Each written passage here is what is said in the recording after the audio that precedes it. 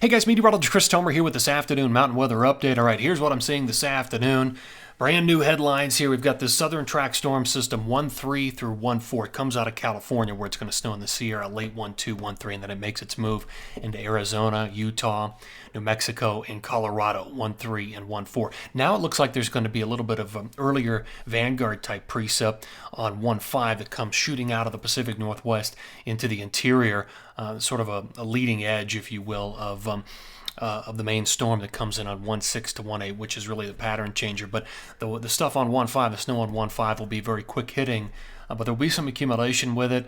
It'll be accompanied by some colder air, but the real thrust of the storm system comes in 1-6 to 1-8. There's even a third storm system for 1-9 through 1-11, as it looks, that rides in behind the coattails of the main storm. So we're going to see widespread snow, much colder temperatures, good snow generation, and quite a bit of snow across the west. In the northeast, still watching that 1-7 storm track. It continues to wobble north and south. Now it wobbled a little farther north, so you'll see that the numbers have come back up a little bit in my forecast numbers in just a sec. I want to take you over to water vapor satellite. So there's a little storm going to the south, not much there. Now this is going to be our southern track storm right here. That's going to dive down through the Sierra, late 1-2 into 1-3 with snow above 7,000. And then that's going to move down through Arizona, Utah, New Mexico, and Colorado with a shot of snow. Got a storm system here, and you've got a big boy behind it as well. Both of these become part of that 1-5, 1-6, 1-7, 1-8 setup. So they'll both be kind of following each other in as the jet sort of recenters itself, reorganizes. All right, let me take you over to the forecast radar and satellite. So that's the current state of affairs as we speak. Moving into tomorrow. Not much happening in our Mountain West. Watching, here comes our next storm system. That's the southern track storm, hits the Sierra late 1-2 and a 1-3 with snow. And then watch it dive south. Bryan Head gets snow, Snowbowl. We'll get snow, but a snow for Salt Lake and the Wasatch, and then snow through southern Colorado, south of I-70, and northern New Mexico. Now, that storm really opens the door. It's going to depart on 1-5, but look at what it's doing. It opens the door. Here comes that vanguard precip. It's going to move very fast out of the Pacific Northwest and slam into parts of the Intermountain West here. There it is. You see that? You see that area of blue riding its way through Idaho, Montana, the Tetons, and the Wasatch. The main storm's behind it. And then that early precip now moves into Colorado. But you can see the spin in the Pacific Northwest. That's the main storm. That's the one that's going to do the pattern changing.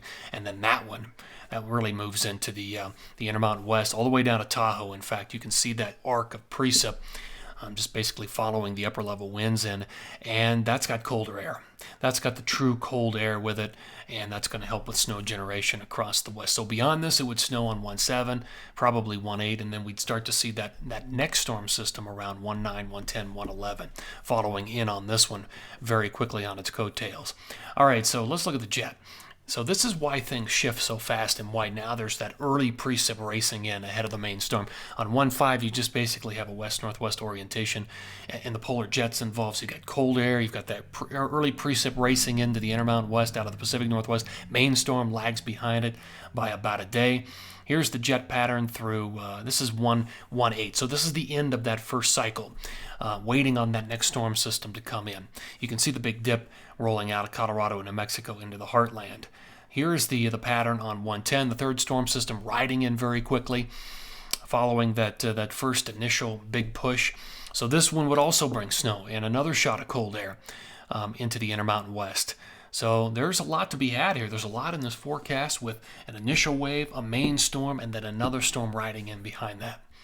All right, let's look at the numbers. So not much happening rest of today and tomorrow unless you're Shasta North through Oregon, Washington State, and BC. A little bit of accumulation there.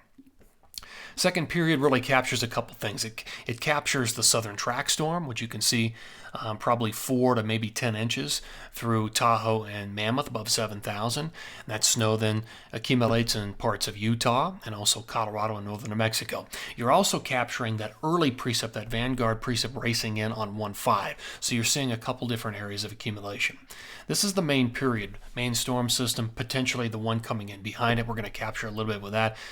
But you can see the numbers. A lot of places are going to be in the double digits here with colder air, better snow generation, 1 to 2 feet, maybe 3 feet in the Pacific Northwest, Washington, and Oregon. Great snow through central to northern Idaho, parts of Montana, 1 to 2 feet across the Tetons. I think we're going to end up with probably 1 to 2 feet for the Wasatch, 1 to 2 feet through Shasta, Tahoe down to Mammoth, and in Colorado the numbers have ticked up. Looking at potentially 8 to 16 inches over a lot of places, maybe even more. We'll have to see how all this shakes out. Certainly, if that third storm rolls in, all these numbers would probably tick up even a little bit more. So let's go back to the Northeast. So we're back to the big pink. We're back in the big numbers here with that slight wobble to the north. That brings some of the snow accumulation back on 1/7, and then there's another storm potentially for late in the period, 1/9, 1/10.